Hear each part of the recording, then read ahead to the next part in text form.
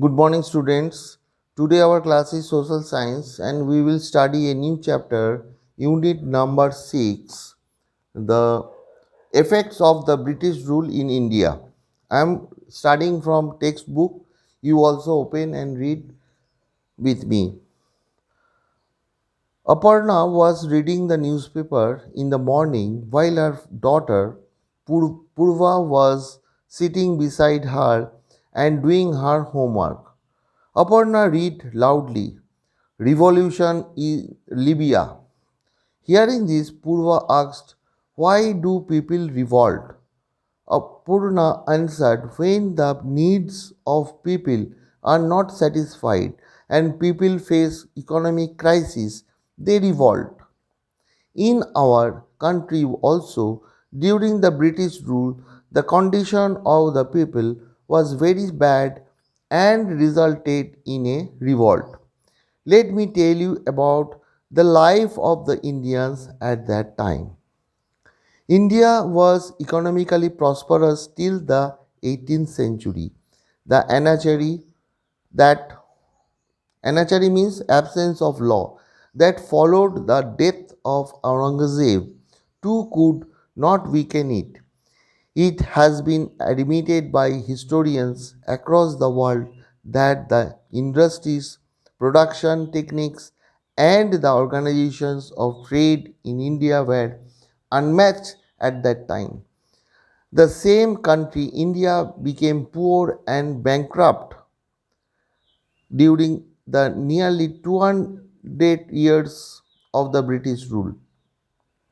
It became the country that supplied raw material to the factories in England and offered a large market for the finished product of the factories in England.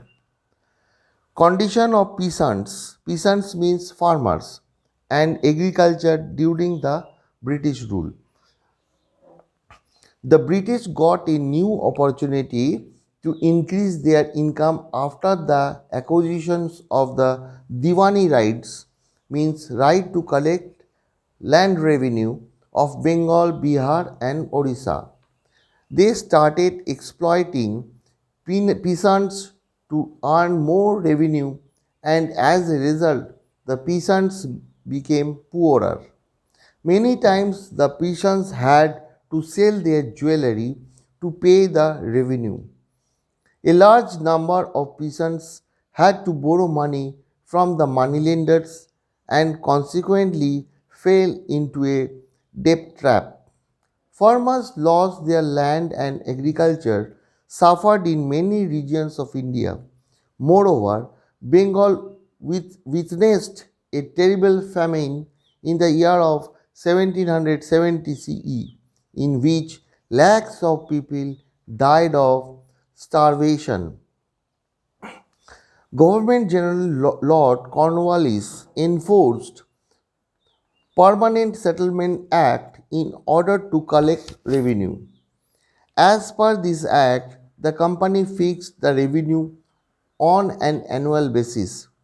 The jamindars or landlords were given the permanent rights of land and revenue collection. This is how a class of landlords loyal to the company was created. This act also ensured the income of the company. Against this, the peasant who worked hard in the hot sun to cultivate the land and grow crops were exploited. Effects on social life. Warren Hastings, the person who was given the job of collecting revenue, was known as a collector. He also performed the functions of a judge. The British system of administration destroyed our ancient system of self rule. In the ancient times, every village was like a small republic. Gram panchayats handled the administration of the entire village. These panchayats were like the backbone of the self rule in our country. These institutions of local self rule stood their ground even during the times of foreign invasions and the Sultanate period, but were destroyed due to the administrative policies of the British. The policy of social reforms by the company made people feel insecure and suspicious. They felt that the government was trying to convert them to Christianity and destroy the Indian culture and religion forever.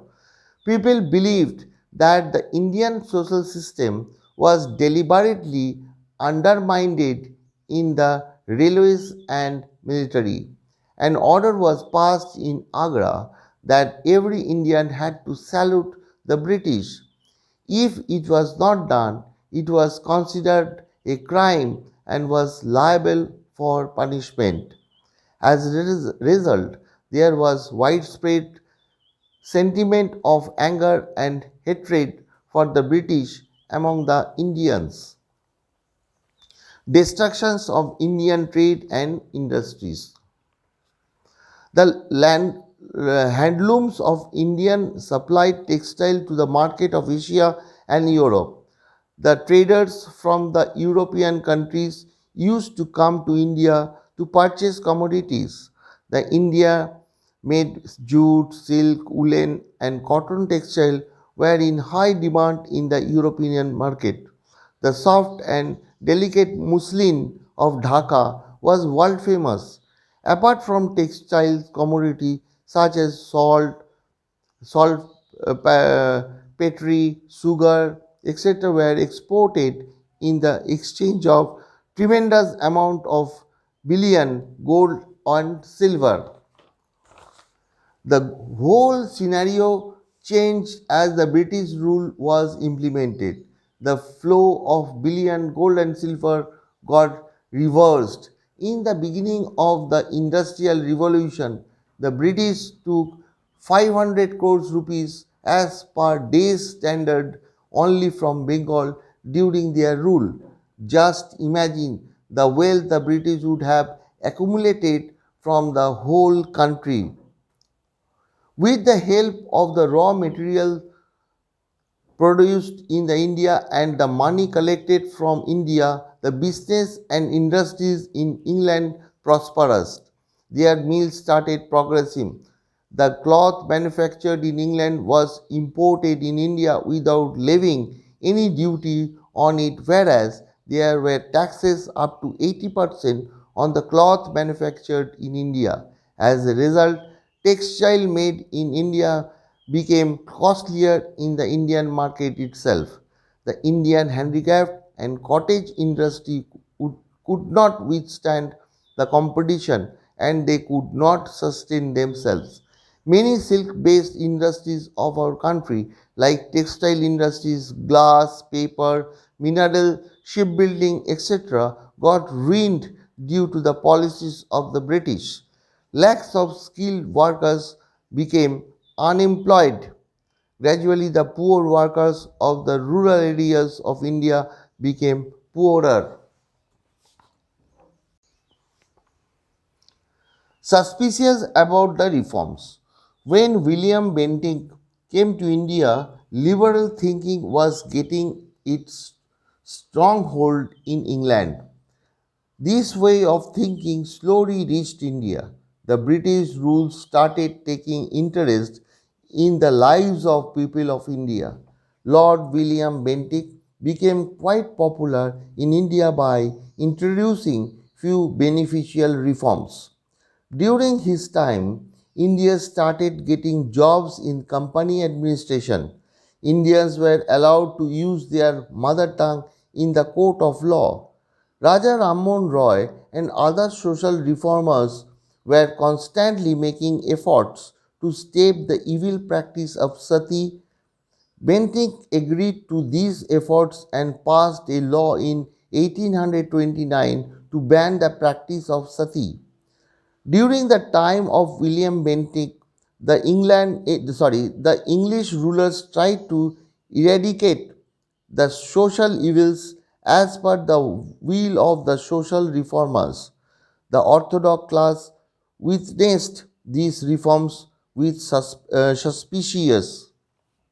The company had passed a resolution to spend 1 lakh rupee every year on education, but it was not implemented. Finally, an education committee was formed during the time of Bentinck. In the year 1834, Lord Macaulay thought of introducing English education in India.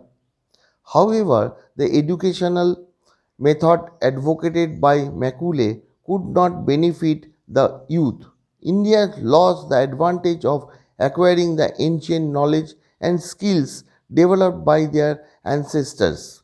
The method of British education system was opposed by a number of intellectuals, and Mahatma Gandhi called it as to give millions to knowledge of English is to salvage them.